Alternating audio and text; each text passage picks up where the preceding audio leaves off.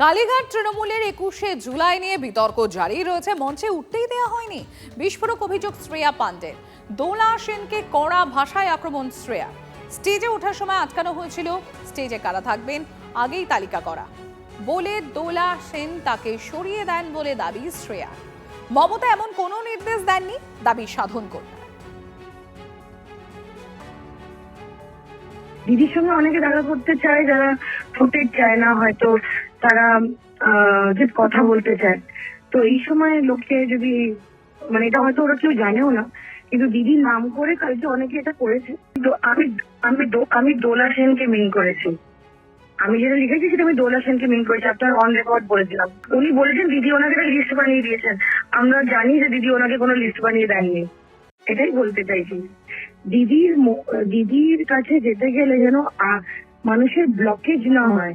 আগেও দিদির কাছে যাওয়ার ক্ষেত্রে মানুষের ব্লকেজ ছিল, যারা ব্লকেজ ক্রিয়েট করতো তারা যেরকম নেই, সেরকম দিদির কাছে যেতে গিয়ে এখনো দেখছি যে অনেক লোক যুক্তন আছে যারা ব্লকেজ ক্রিয়েট করছে। ব্লকেজ ক্রিয়েট করলে এটা এই সময় পার্টির জন্য ভালো না, যারা এই নিজেদের ফুটেজের জন্য এইটা করছে। রয়েছেন আমার সঙ্গে সুমন। এর আগেও একবার শ্রেয়া পান্ডে তাকে বেসুরো হতে শোনা গিয়েছিল। গতকাল ঠিক কি ঘটেছে, কি বলছেন তিনি?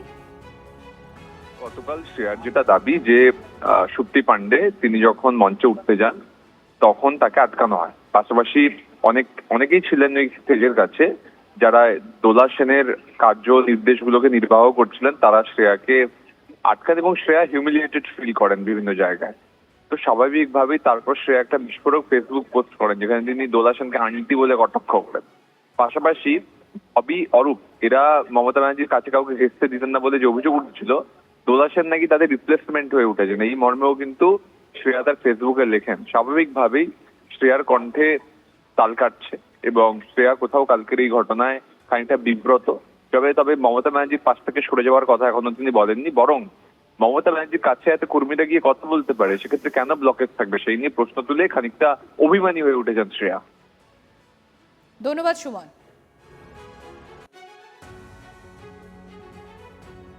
কালীঘাট তৃণমূলের 21শে জুলাই নিয়ে বিতর্ক জারি রয়েছে। মঞ্চেই উঠতে দেওয়া হয়নি। বিস্ফোরক অভিযোগ শ্রেয়া পান্ডের। দোলা সেনকে কড়া ভাষায় আক্রমণ শ্রেয়া।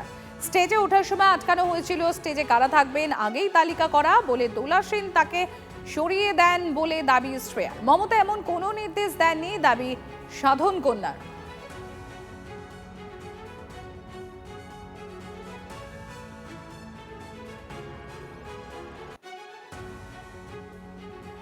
কালীঘাট তৃণমূল নেতা বৈশানর চট্টোপাধ্যায় রয়েছেন আমাদের সঙ্গে। বৈশানর বাবু, আপনিও তো গতকাল মঞ্চে উপস্থিত ছিলেন। শ্রেয়া পান্ডে তিনি অভিযোগ করছেন যে তাকে মঞ্চে উঠতেই দেয়া হয়নি। আমি তো বিষয়টা জানি না, এটা আপনাদের কাছ থেকে শুনছি।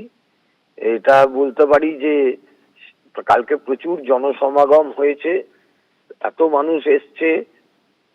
আমি তো প্রথমে বিড়লা প্ল্যানেটোরিয়ামের সামনে ছিলাম, ওই জায়গাটা থেকে যারা আসছিল তাদেরকে রিসিভ করছিলাম। তারপরে অনেকটা পরে আমি এসেছি। এই ঘটনাটা আমি জানি না, আর ওরকম কোনো ব্যাপার না। এটা মমতা বন্দ্যোপাধ্যায়ের সবাই তো মঞ্চে উঠতে পারবে না। মঞ্চে ওঠা নেওয়াটা খুব বড় বিষয় না। বিষয়টা হলো যে এইটাকে যোগদান করা। কালকে এত মানুষ এসছে যে অন্যরা ম্লান হয়ে গেছে, তাই জন্য এটাকে নিয়ে চিন্তা ভাবনা যারা করছে, আমার মনে হয় না এটা খুব একটা এই ইস্যু। সর্বভারতীয় তৃণমূল কংগ্রেস মমতা ব্যানার্জি, এটা প্রমাণ হয়ে গেছে।